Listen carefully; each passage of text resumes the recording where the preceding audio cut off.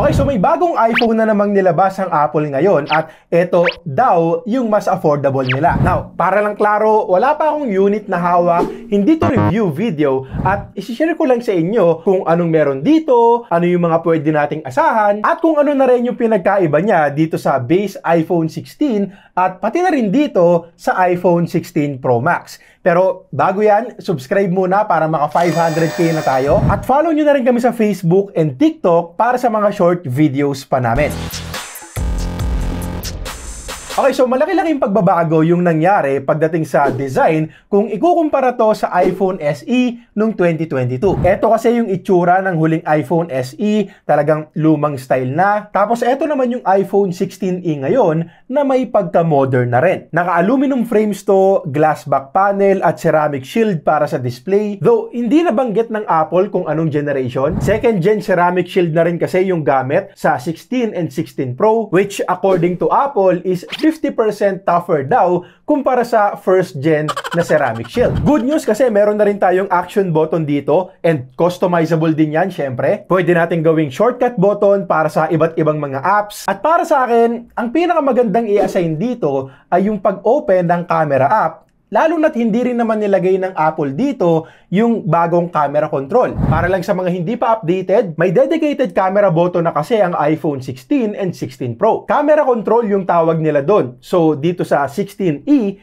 wala tayong ganon. And personally, eto, totohanan lang naman, months ko nang gamit itong 16 Pro Max, pero hindi ko talaga gaanong nagagamit itong camera control. Ipapaliwanag ko kung bakit sa upcoming reviews ko ng 16 and 16 Pro Max. Pero para lang din alam nyo na, para sa akin, mas okay gamitin at i-navigate yung mga buttons na nasa screen kumpara sa camera control button. So, para sa akin, kahit na walang ganito ang iPhone 16e, okay lang naman. Two colors lang yung available, black and white lang. As expected, naka USB Type-C port na rin to. USB 2 pa rin, so medyo mabagal pa rin in terms of transfer speed. Pero good news pa rin naman kasi naka-USB Type-C na. Now, isa pang wala sa 16e kumpara dito sa 16 and 16 Pro, Dynamic Island. Simula nung iPhone 15 2023, naka-Dynamic Island na ang parehong Pro and non-Pro iPhones. Itong 16e naka-notch pa rin, so more on iPhone 14 ang itsura ng display dito. Speaking of display, good news kasi number 1, OLED panel na rin yung gamit dyan ngayon. So expect vibrant colors and magiging solid display yan for media consumption. Number 2, may Face ID na rin which is very convenient.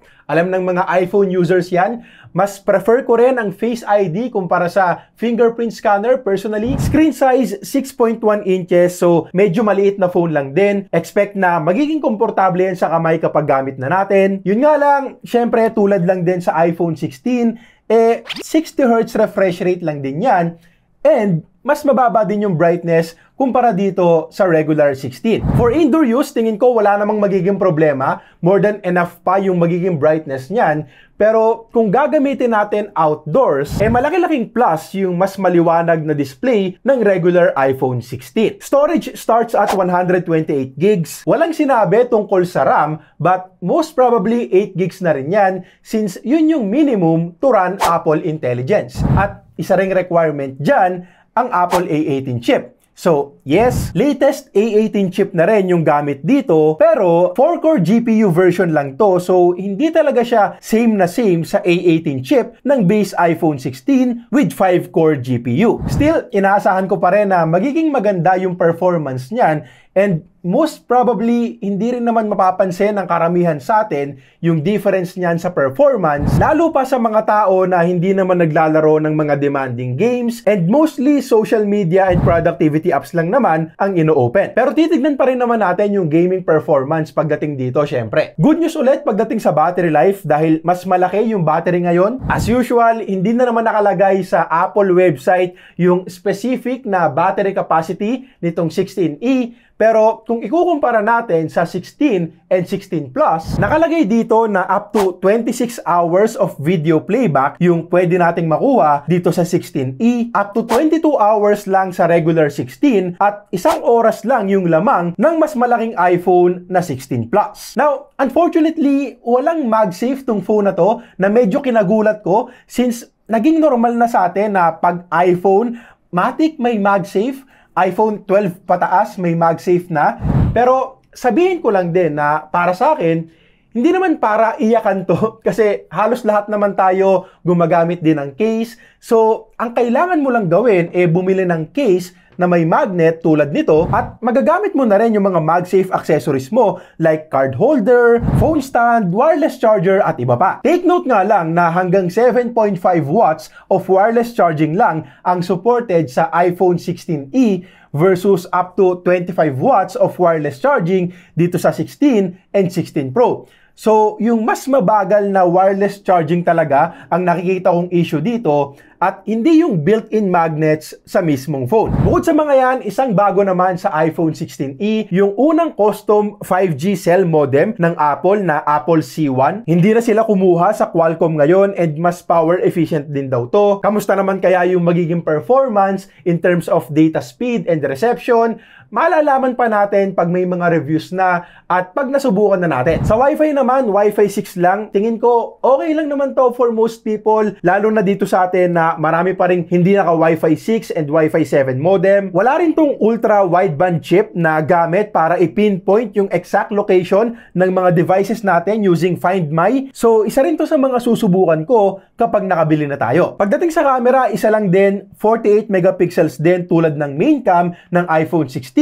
Pero expect na may mga difference din dyan. Let me know sa comments kung gusto nyo ng side-by-side camera comparison ng 16 versus 16e. Also, sinasabi rin ng Apple na 2-in-1 camera system nga raw to dahil sa 2x sensor crop zoom. Mabibigyan daw tayo ng optical level 2x telephoto shots. Front-facing camera, same lang sa regular iPhone 16. Pero para sa akin, parang ang hirap tanggapin nung isang camera lang sa likod sa isang 40,000 pesos na smartphone. Yes, starts at 39,990 pesos yung mas affordable or yung budget phone ng Apple ngayon. Bale, mas mahal din ng 15,000 pesos yung regular iPhone 16 kumpara dito, pero eto yung nakikita kong problema. Ilang buwan na rin kasi mula nung unang i-launch ang iPhone 16. And as expected, may mga promo at discounts na tayong nakikita online. Kung offline ka bibili, yan. Kung sa mga physical stores ka kukuha, usually follow SRP talaga dyan. So, pwede mong i-disregard na lang tong mga susunod kong sasabihin. Pero kung willing kang bumili online, mas okay pang bumili ka na lang nitong regular iPhone 16 kasi itong iPhone 16 ko ay nabili ko lang sa Beyond the Box Lazada for just 43,000 pesos. Mas mahal lang ng 3K. So, kapag nilaunch na ang iPhone 16e dito, alam ko, sobrang unfair na pagkumparahin ko yung promo price sa SRP. Pero kapag andyan ka na, syempre, aantayin mo na lang mag-promo ulit ang iPhone 16. Kasi nga, less than 5K na lang yung difference. Tapos, may ultra-wide camera ka na, naka-dynamic island ka na, mas malakas na chipset, etc. etc.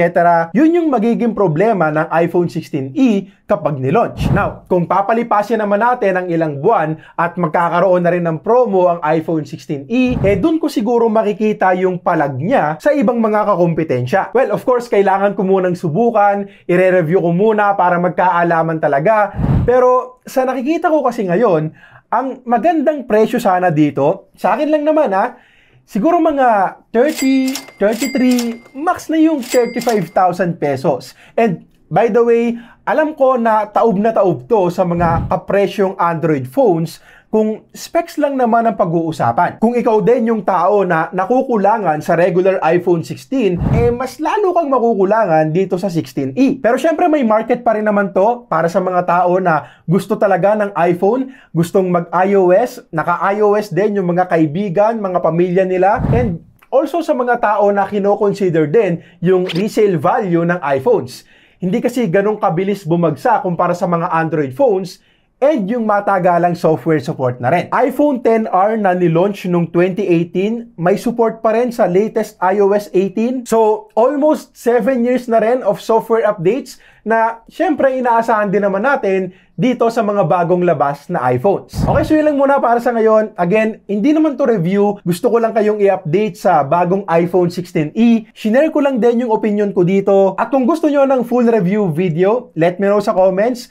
Kung wala masyadong interesado, baka di na lang din ako bumili. Magkano rin yon. And also, abangan nyo rin yung review ko para dito sa iPhone 16 and iPhone 16 Pro Max.